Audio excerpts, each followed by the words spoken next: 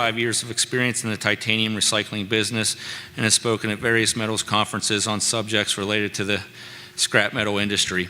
Ed's topic, appropriately titled Titanium Scrap, More Questions Than Answers, will dive into the complex scrap market, which continues to have many unknown influential factors today. Ed holds a Bachelor of Science degree in Business Administration and is a member of the International Titanium Association's Board of Directors. Please welcome Eddie Newman.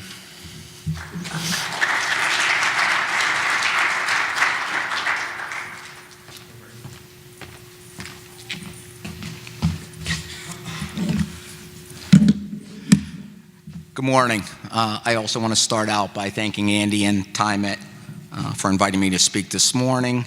And while I'm probably not 100% objective, I'd like to reinforce Terry's comments about Jennifer and the ITA that I think have run another exceptional meeting. I'd like to say that we saved the best for last, which obviously refers to Jessica. My job is to keep you in the seats for about another 15 minutes until she speaks. I titled this morning's talk, More Questions Than Answers, for a couple of reasons. We have had, by titanium scrap standards, an extremely stable titanium scrap situation for a good while now, as Andy alluded to at his beginning. There are, however, a lot of questions out there, and the answers will definitely affect the status quo moving into 2019. I don't think we'll come to any definitive answers, but we'll try to at least frame the discussion a little bit. Secondly, I have typically approached this talk from the position of the scrap processor. From our point of view, I decided this time to question our customers as well as some of the raw material suppliers to see what they thought the issues and drivers are in the scrap market. I've included some of their thoughts in the presentation, and some of them are sitting out there. I appreciate the help.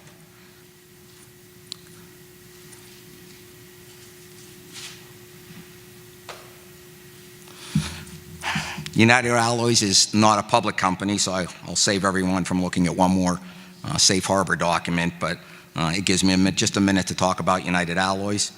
We've been in business over 40 years. We are a worldwide processor, supplier, and purchaser of aerospace scrap materials, focusing on titanium, nickel, and cobalt scrap products. We operate two main locations in the United States. Our primary facility is in Columbus, Ohio, where we have 12 acres under roof and process various scrap materials in individual building sites. As you can see, we continue to invest heavily in that facility.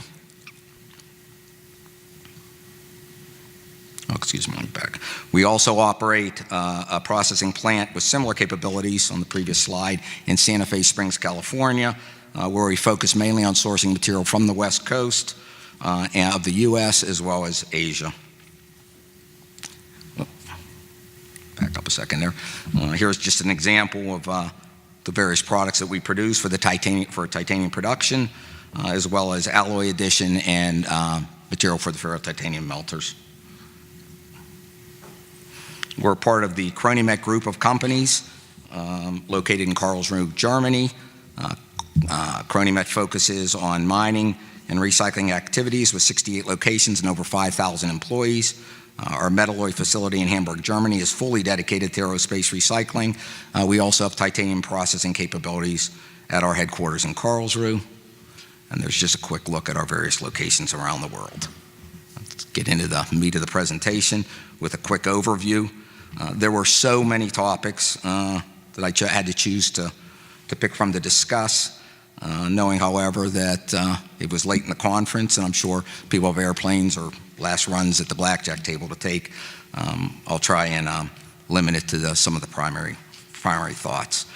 Everything from buy to fly ratios, additive manufacturing and powder, the continued change and consolidation of our customer and supplier base, the current labor shortage in the United States. All of these are impacting the scrap industry.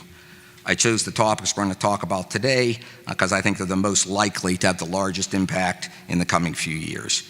Even with a shortened list, 15 minutes will dictate a pretty whirlwind tour of them. Why use scrap? That's pretty self-explanatory. Supply-demand situation. We're going to take a look at this as it relates to where we are in the scrap cycle. Not a lot of statistics, but it should be a good overview. And then some of the yet unanswered questions, how sponge and master alloy will affect demand, new demand in Europe. We're going to talk briefly about the new Eco-Titanium project and its effect on the scrap supply stream, world trade situation, tariffs, scrap demand for ferrotitanium production, which seems to be a question that I get fairly regularly from the titanium producers. And then I just want to touch briefly on scrap processing capacity. Okay, let's take a look at the advantages to using scrap. You know, I put up some version of this slide on pretty much every paper I've put together. Originally, I did it to encourage the use of more scrap in titanium melting. The good news, as you will see from the slides, is that the industry no longer needs to be convinced to increase the use of scrap products. The first two advantages there, I think, are going to be the most important as we move forward in the current cycle. Scrap is a low-cost alternative to virgin materials. With very rare exceptions, scrap trades at a discount to virgin, allowing producers to produce lower-cost products. Scrap fills the void when raw materials are tight. I think this could be especially key right now. Value aside, when sponge and master alloy are scarce, it allows the furnaces to continue to melt. It saves energy. It takes a lot of energy to dig ore out of the ground, refine it, get it to its destination, and finally do a melted product. Estimates are that scrap can save as much as 95% of that cost. And finally, it's simply good for the environment. It makes economic sense, and it's the right thing to do. So how are we doing? Let's take a look. This is a USGS slide. From 2009 to 2015, the scrap usage pretty much doubled. Obviously, part of that is due to the increased production, but much of it relates to the producer's push to use more recycled materials through the continued growth of cold hearth melting, better segregation of scrap at the generation point, and increased scrap processing technology. So if we're going to use more scrap, let's take a look and see what the supply looks like. This is another slide I've put up multiple times. All scrap cycles pretty much follow the same pattern. When manufacturing's at a low level, if you start at basically 9 o'clock on the chart, scrap generation is reduced, and whatever existing scrap inventories that exist are eventually sold off or liquidated into the additive and the ferrotitanium markets. As a new cycle begins, scrap is in short supply, and the initial melts of the cycle are typically made with very high percentages of virgin material. As the cycle ramps up, manufacturing increases, and the scrap pipeline begins to fill.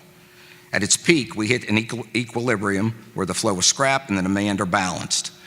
As the cycle starts down, the melt demand decreases prior to a fall in manufacturing, which creates a surplus until it's liquidated and the cycle starts all over again. So let's take a look at scrap supply and demand. At first glance, it looks like I've put the wrong slide up, but this is there's a method to the madness. This is a slide of aircraft annual deliveries. We've seen it in many, many versions this week. To most of the conference participants, this is an indicator of demand for their products. To a scrap processor, it does indicate demand for scrap, but we also look at it to gauge supply. The titanium scrap industry is somewhat unique in that the same industry that consumes our products is also the industry that supplies us with our raw materials. So what does the chart tell us? We're well into that cycle. Build rates have been increasing since 2011. The scrap pipeline has been for some time and continues to be full. If the projections that we have heard this week on continued strong airplane production are correct, we can expect this trend to continue, providing a good supply of scrap and demand for that scrap for an extended period of time. Just to contrast that for a minute, here's a look at the industrial market. This is a good indicator of what is going on with the various CP titanium grades of scrap. I want to thank my friends at Unity for this slide. It's kind of hard to get good industrial data. Here we see something very different than we saw in the aerospace cycle. While business has recently picked up slightly, it is well below previous highs and has stayed at relatively low levels of demand for the past 5 years. In this scenario, there is limited levels of scrap being generated and little demand for this scrap from the titanium industry. Demand for CP for scrap as alloy addition, however, has been very strong. We are in a very different part of the cycle than we are with aerospace and would expect when business ramps up, scrap is going to be somewhat scarce. What is the sponge situation? How will it affect the scrap market? Oops, back up here. Sylvain and David and others involved in the sponge production are obviously in a much better position to discuss the sponge situation than I am. It is something, though, we watch closely. However, it has a relationship to the demand and the value for our product. Just some general comments that I've collected from various participants more knowledgeable than I am, and pretty much all confirmed by the speakers this morning, is that there is some sponge capacity that remains available. While utilization rates have increased, there is a little bit of room to go higher. Sponge inventories have dropped to levels that we have not seen since the beginning of the cycle. Obviously, sponge pricing is firmed, and there definitely seems to be some major concerns about the supply of feedstock to the sponge producers. How will the current vanadium situation affect demand? Again, I'm not the vanadium expert. We had one here this morning. As Terry discussed, all indications are the Chinese steel production will continue to increase the consumption of vanadium. With less than 5% of the vanadium market, the titanium industry is not in a good position to affect pricing and availability, and there are a limited number of suppliers of the higher grade materials. Terry let me borrow this slide. You saw it a few minutes ago. This is an indication of vanadium supplies and weeks of consumption and the corresponding price trend. It's very apparent from this slide that vanadium inventories are dangerously low and the market is reacting accordingly. So what does that mean to scrap? This is a common phrase that the scrap industry likes to use. Scrap is an above ground mine. Both titanium and vanadium units are readily available in the scrap. The capital and time to develop new mines, as we've heard this morning, is extremely expensive with long lead times and lots of risk. Scrap is available now without the costs or risks associated with new projects. I want to take a minor sidetrack here to talk about scrap processing capacity. With the volume of scrap currently being generated, there is quickly developing a shortage of capacity to process the material. This will require investment if the material is to come to the marketplace in a timely manner. While the lead times and expense for expansion are nowhere near what they are for new mining operations, we are well into the cycle, which will require companies to make a decision if and when they make these investments. Will increased aerospace scrap demand in Europe affect the scrap supply in the United States? This is a schematic of the new Eco Titanium melt facility taken from the Aermet website. One of the stated objectives of the project is to make titanium ingots from titanium alloy scrap, turnings, and mass solids collected from major aircraft manufacturers and subcontractors. With historically limited titanium melting in Europe, most of the titanium scrap generated there has traditionally found its way to producers in the United States. While this new project will not change overall worldwide scrap supply and demand, it will disrupt traditional titanium scrap supply chains. To illustrate this, here is a slide showing titanium scrap import totals to the U.S. from 2015 to 2018. The data was called from various sources and is meant more for a big picture discussion versus a deep analysis of the individual weights and percentages. As you can see from the slide, almost half of the titanium scrap imported into the U.S. comes from Europe.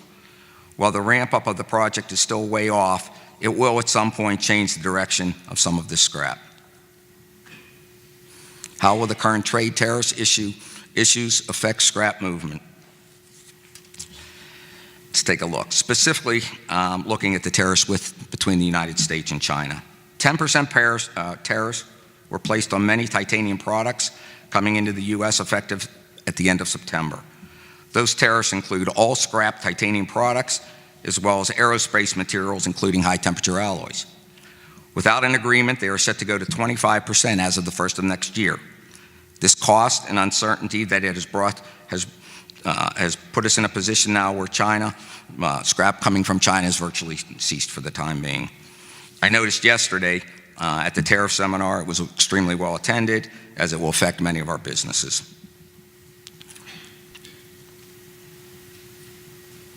I want to go back to that previous slide one more time. If you look at the imports from China to the United States of scrap, they're going to seem relatively small, which they are.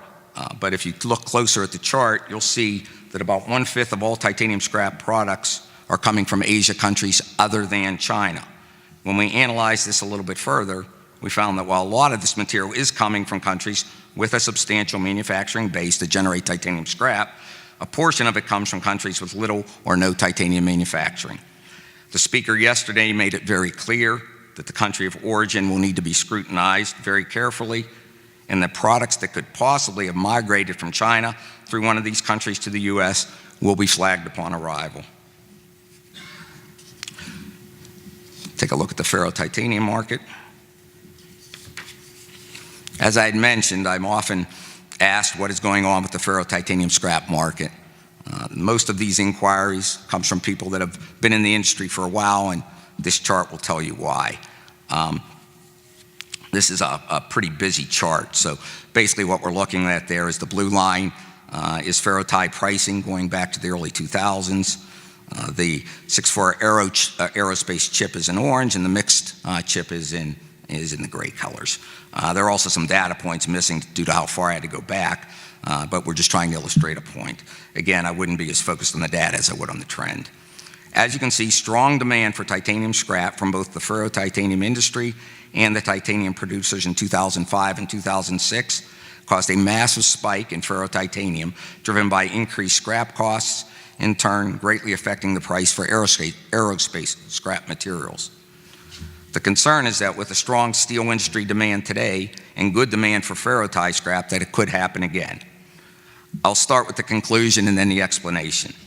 Based on my discussions with various people in the ferrotitanium industry, it is very unlikely that this will happen again.